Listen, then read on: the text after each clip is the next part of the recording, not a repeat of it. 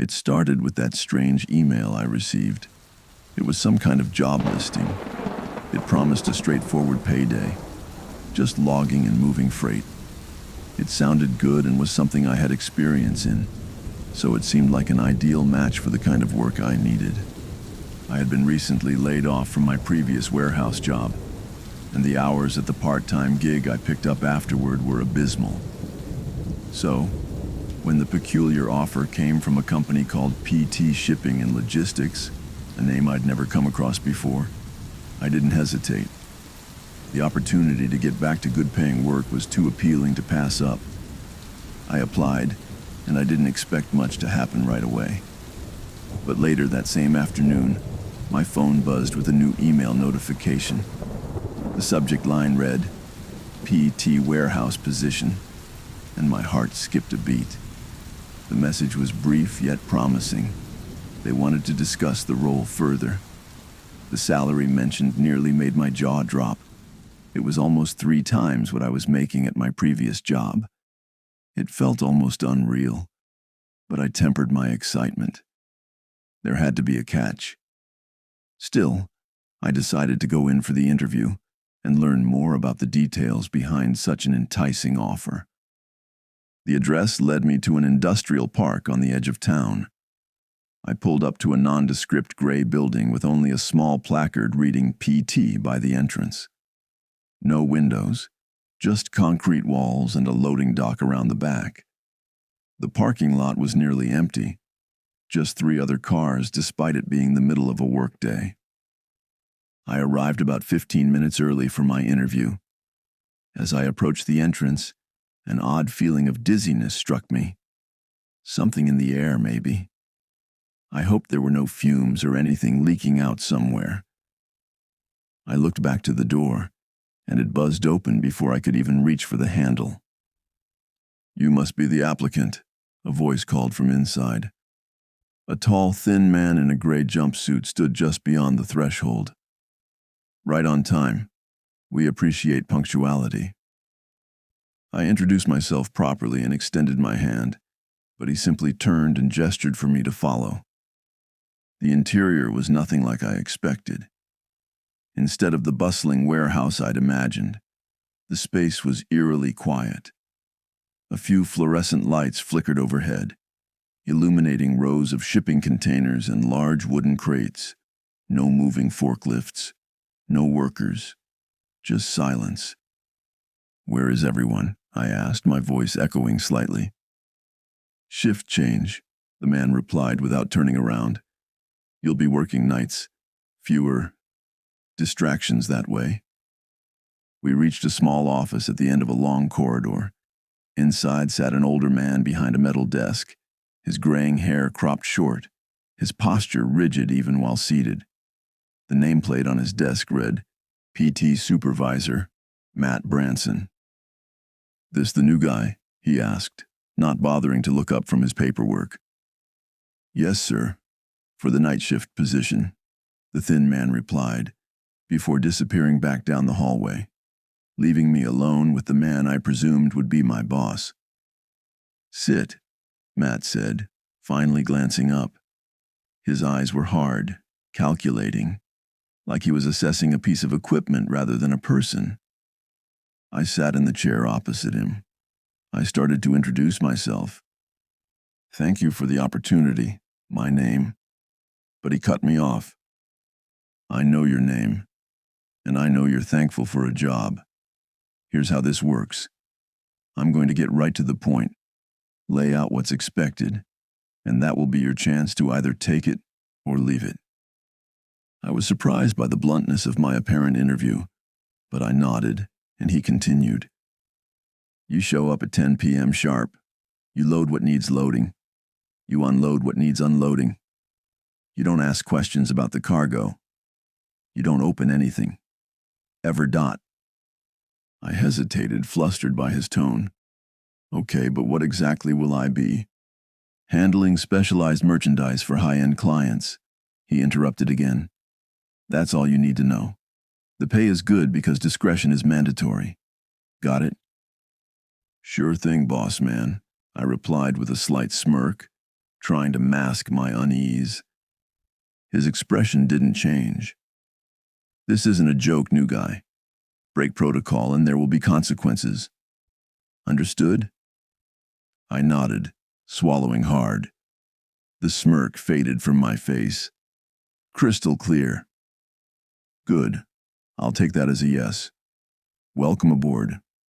Matt slid a form across the desk. Sign here, please. The rest of the paperwork can wait. You start tonight. I scanned the document quickly. It was an unusually lengthy confidentiality agreement. My pen hovered over the signature line as a voice in my head screamed that something wasn't right. The whole "don't ask questions about what we are shipping" screamed illegal. But then I thought about my empty bank account, my overdue rent, and I signed. Welcome to PT, Matt said without enthusiasm. He stood up and gestured for me to follow him. I'll give you a quick tour. The warehouse was larger than it appeared from outside, with zones marked by colored tape on the concrete floor. Matt pointed to different areas with minimal explanation. Inbound, outbound, staging, processing. Each section contained identical black shipping containers with no markings except for small barcodes. What's in those? I asked, gesturing to a row of containers. Matt's eyes narrowed and I realized my mistake. Right. Sorry, I mumbled. They really did take the confidentiality of the cargo seriously. As we walked toward the back, I noticed a large metal door with a keypad lock. Unlike the rest of the facility, this door had warning signs. Authorized personnel only, and environmental controls in effect. And that area? I couldn't help asking. Matt paused as if deciding how much to say. Storage, he said flatly. Then he squared his shoulders and turned to face me directly, his weathered face suddenly severe in the harsh fluorescent light. Listen closely because I'm only going to say this once. There are a few strict rules here at PT, not guidelines, not suggestions, rules. Break them, and you're gone. No warnings, no second chances. I nodded, suddenly aware of how quiet the massive warehouse was. Rule number 1, Matt raised a finger. Never, under any circumstances, open any of the boxes or shipping containers. I don't care if you hear noises coming from inside. I don't care if one starts leaking.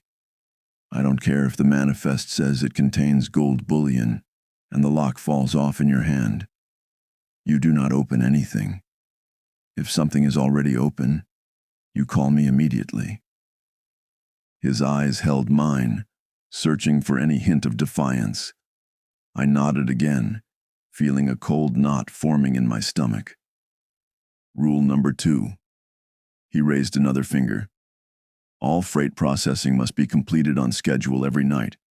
The manifests will be on your workstation, and everything listed must be moved, sorted, and prepared before end of shift. No exceptions. If the work falls behind, breaks and lunches will be skipped. I've worked double shifts before, and I can assure you, it's not pleasant. He walked a few paces, gesturing for me to follow. We passed by a row of strange equipment I couldn't identify, machines with dials and gauges that looked medical in nature rather than industrial. Rule number 3. Maintain complete radio silence unless absolutely necessary. The equipment we use is sensitive to certain frequencies. Use the intercom system only if you urgently need to communicate. I noticed the small black intercom boxes mounted along the walls for the first time. Rule number 4. Matt's voice dropped slightly.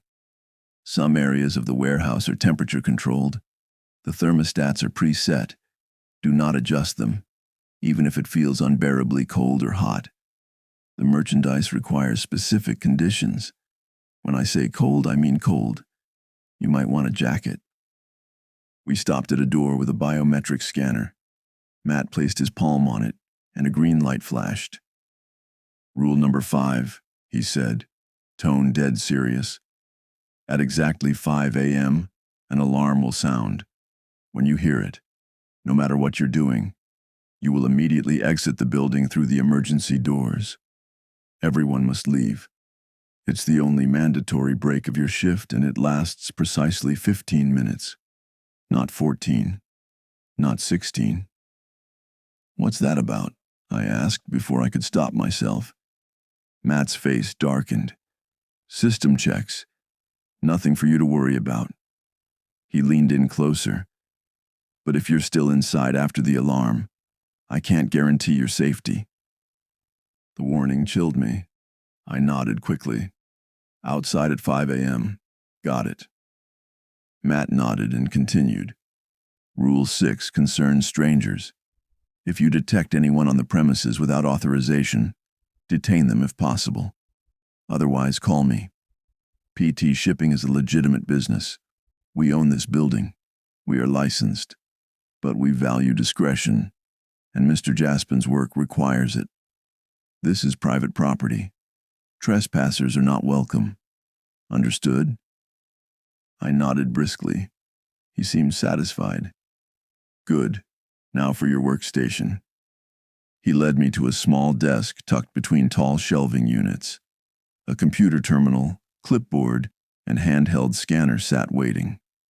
Next to them was a gray uniform with PT embroidered on the breast pocket. "You'll work alone most nights," Matt explained. "Occasionally there's another handler on shift, but don't count on the company." "Handler?" I repeated. "Is that my job title?" Matt's jaw tightened. "Product handler. That's what you are." He checked his watch. "I've got to go. Your first shift starts at 10 p.m. Don't be late." As he turned to leave, I noticed something strange. A dark stain on the concrete floor near one of the shipping containers. It looked like someone had tried to clean it up, but hadn't quite managed to remove it completely. "One more thing," Matt called over his shoulder. "Stay away from containers marked with red tags. Those are priority shipments for Mr. Jaspin himself. I'll handle those. If I'm unavailable, leave them unless absolutely necessary." With that, he disappeared through a side door, leaving me alone in the cavernous space. The silence was absolute now, broken only by the distant hum of what sounded like industrial refrigeration units. I picked up the gray uniform and examined it. Standard work clothes, but the material felt oddly stiff, almost like it had been starched beyond reason. My shift didn't start for hours, so I decided to head back home and force myself to get some sleep. It was going to be a long first night, and I had to get used to becoming a night owl. I didn't sleep much and got back to work a few minutes before 10 p.m. The place was unnerving at night. The outside was barely lit, and I almost tripped several times just walking from the parking lot to the main building. I stepped in and saw that at least it was brighter inside. I made it to my station and picked up a new inventory log. As I was reading it, I nearly dropped it when someone tapped me on the shoulder and startled me. I spun around and saw a woman, mid-40s maybe, with prematurely gray hair pulled back in a severe bun that looked painfully tight. Dark circles hung beneath her eyes, and she regarded me with a clinical detachment that made me feel like a specimen under glass. "You must be the new guy," she said flatly, with no introduction. She wore a dark jumpsuit and heavy steel-toed boots that looked like they could crush concrete. "Yeah, that's me," I replied, trying to calm my racing pulse. "And you are?" She sighed, as if my simple question had already exhausted her patience. "Gene, inventory lead." She glanced at my uniform, which I'd changed into before arriving. "At least you dressed properly. The last guy showed up in sneakers. Didn't last a week." The way she said it made me wonder what had happened to him, but I decided not to ask. "Matt gave you the rules?" she asked, without waiting for my response. "Good. Follow them to the letter. I've been here 7 years. There's a reason for that." Jean moved with an efficiency that suggested she didn't waste motion or words.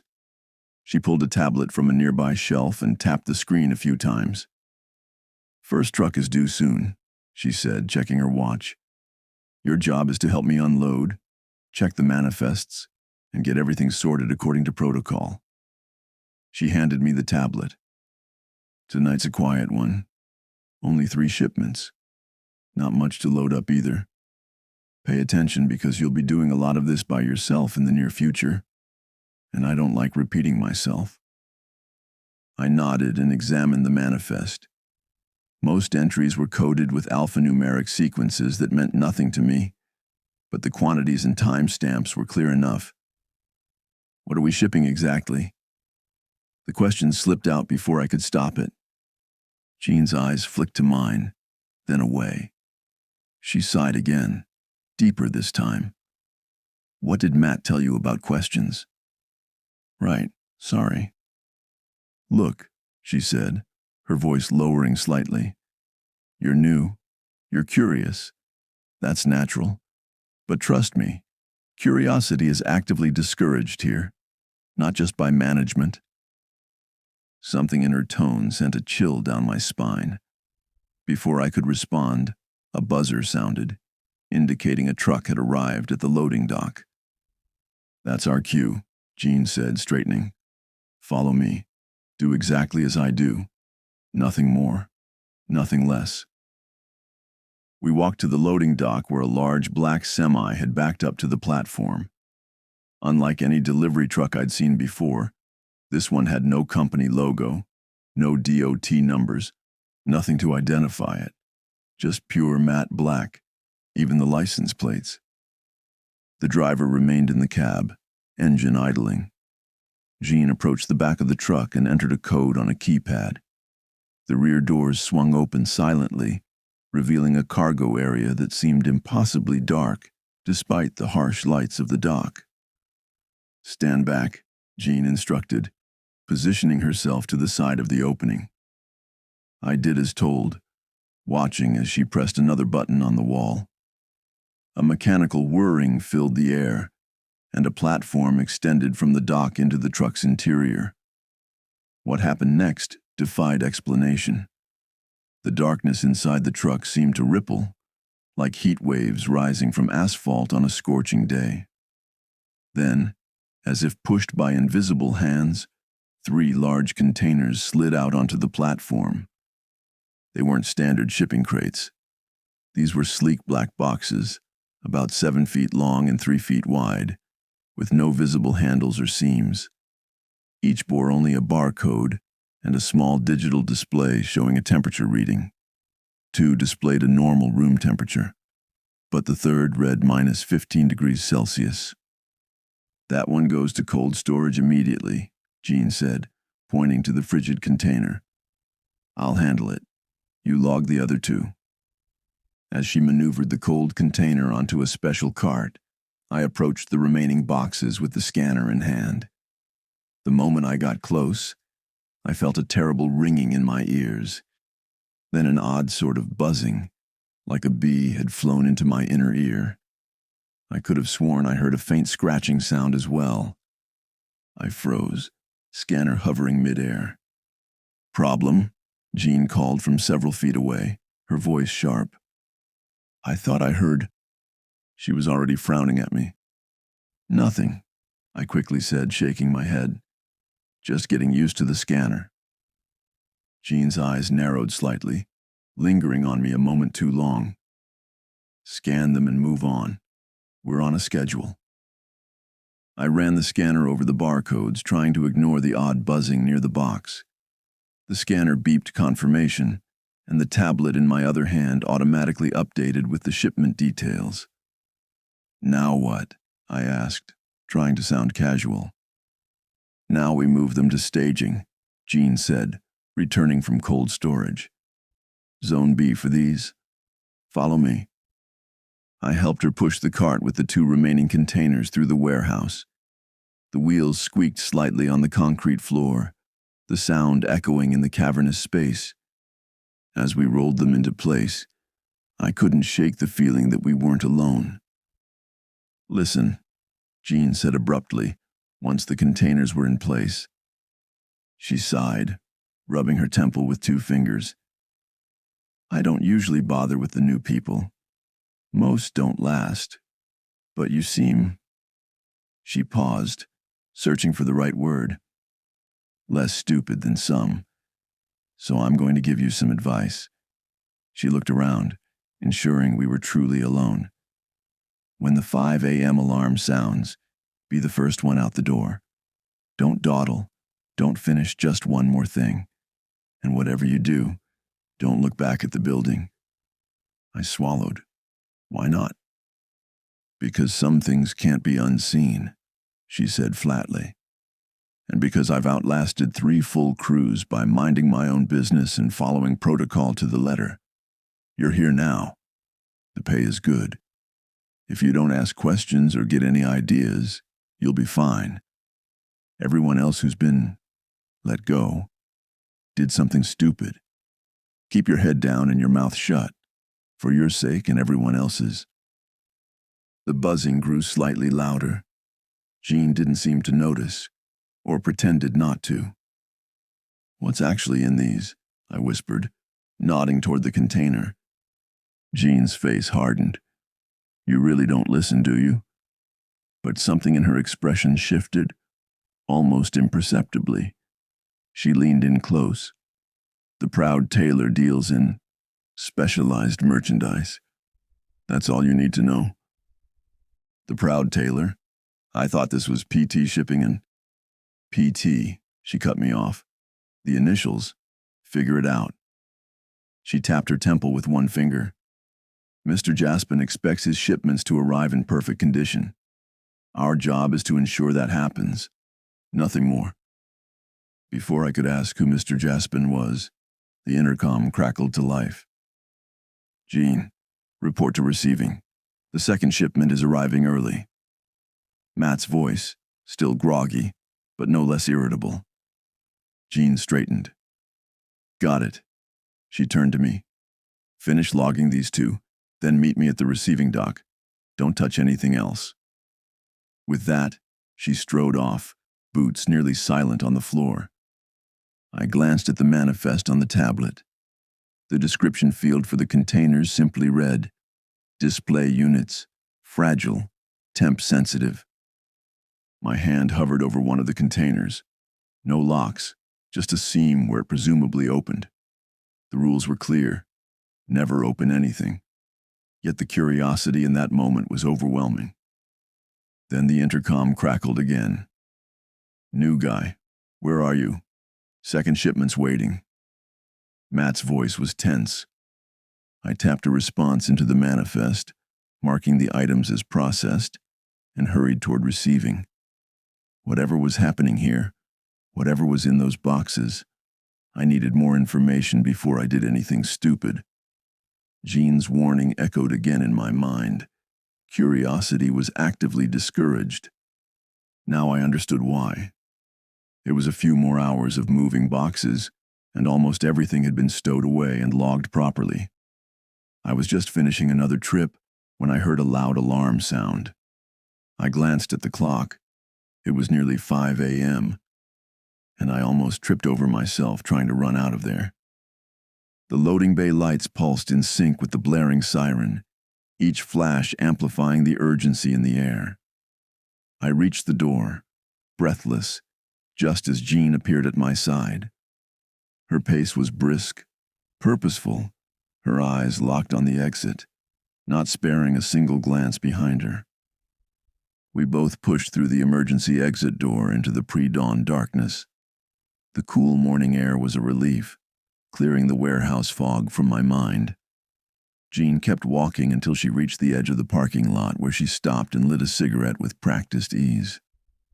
I followed, watching as a few other workers I hadn't seen during my shift emerged from various exits around the building. None of them looked at each other, or at the building. All of them kept their eyes fixed on the ground or on distant points in the dark. You did good, Jean said as I approached, exhaling a cloud of smoke that hung in the still air. Most newbies have to be reminded about the 5 a.m. drill. What's really happening in there? I whispered, unable to help myself despite all the warnings. Jean took another long drag and sighed heavily. System maintenance, she said flatly, but something in her tone told me even she didn't believe that. That's bullshit and you know it, I whispered, keeping my voice low so none of the others could hear us. She turned to me, her eyes hard in the dim glow of the parking lot lamps. Listen carefully. There are things that happen in this job that defy explanation. I've learned it's better, for my sanity, safety, and continued employment, to accept the official answers. A strange sound cut through the pre-dawn stillness. It was something between a mechanical whine and a muffled scream. It seemed to come from inside the building, but it was unlike anything I'd ever heard before. Organic yet mechanical, pained yet precise. I instinctively turned toward the sound. Jean's hand shot out, gripping my arm with surprising strength. Don't, she hissed, her fingers digging into my skin. Don't go back. Don't even look back at the building during maintenance. I forced my gaze away, focusing instead on the cigarette between her fingers. The ember glowed orange in the darkness, hypnotic in its simplicity. How long have you worked here?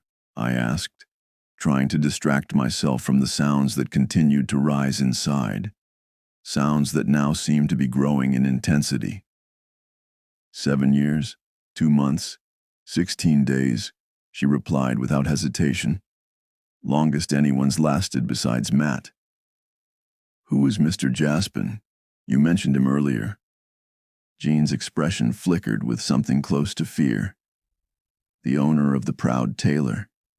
He visits occasionally to inspect special shipments. She took a final drag of her cigarette before crushing it under her boot.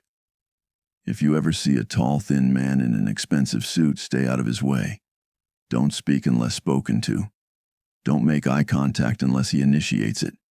He likes to chat, and if he likes chatting with you, well, you might get the wrong kind of attention. I thought about what she said and tried to picture how someone running a tailoring business could need an operation like this. For a second, I laughed at the idea that all those secret containers just held knockoff jeans or untaxed clothing we were helping smuggle. Whatever was in those boxes didn't feel like clothing. Another sound pierced the air, this one a high-pitched whine that made my teeth ache. Several of the other workers winced visibly, clutching their ears. One man standing near the door suddenly fell to his knees, his face contorted in a silent scream. Then, as suddenly as it began, the sound stopped. A heavy silence fell over the parking lot, broken only by the distant call of an early bird and someone's ragged breathing. 1 minute left, Jean announced, checking her watch. Everyone remember where you were working. We're not done yet. I stared at her, a cold knot forming in my stomach. Jean, what the hell is going on in there? Those sounds, they weren't machinery. She didn't answer. Her eyes stayed on her watch. The other workers had formed a loose line near the doors, like actors waiting for their cue to return to stage. 30 seconds, Jean called out. I grabbed her arm. I can't go back in there without knowing what. 10 seconds, she interrupted, shaking off my grip and hissing, "Get in line or they'll notice." The implication was clear. I hurried to join the others just as a different alarm sounded. 3 short beeps that signaled the all clear. The workers filed back inside through the same doors they'd exited, their movements mechanical, rehearsed. Jean waited for me at the entrance. "Back to your station," she instructed. "Act normal. Whatever you think you heard, forget it." I followed her inside, fighting every instinct that screamed at me to run. The warehouse appeared exactly as we'd left it. Containers neatly arranged, equipment powered down, paperwork stacked on desks. But something had changed. The air felt heavier somehow, charged with an energy that made the hair on my arms stand on end. As I walked back to my station, I noticed something on the floor that hadn't been there before. A fine white powder, almost like plaster dust, trailed from the door marked "Authorized Personnel Only" to the loading dock. And near one of the containers we'd processed earlier, a small, dark stain that looked disturbingly like blood. The rest of the shift passed in a blur of activity. We loaded a small outgoing truck and, for some reason, Jean had me log the shipment but wouldn't let me help load the boxes on board. By the time 7 a.m. rolled around, we were done. Our replacements had arrived. 2 stone-faced men who acknowledged us with nothing more than curt nods. I followed Jean to the employee break room, where she retrieved a worn leather bag from her locker. "First night's always the hardest," she said, not unkindly. "You did okay." "Jean," I said, lowering my voice even though we were alone, "I can't keep working here without some answers. Those containers, and those sounds during the so-called maintenance. Something is seriously wrong with all of this, isn't there?" "Stop!" She cut me off sharply. "Just stop right there." Jean's eyes darted to the security camera in the corner of the locker room. She grabbed my arm with surprising strength and pulled me closer. "Not here," she whispered, her breath hot against my ear. "Meet me at Denny's, Highway 16. 1 hour." With that, she slung her bag over her shoulder and walked out, leaving me alone in the sterile locker room. I stared at my reflection in the mirror above the sink. Pale face, dark circles forming under my eyes, a haunted look I didn't recognize. Just what the hell had I gotten myself into?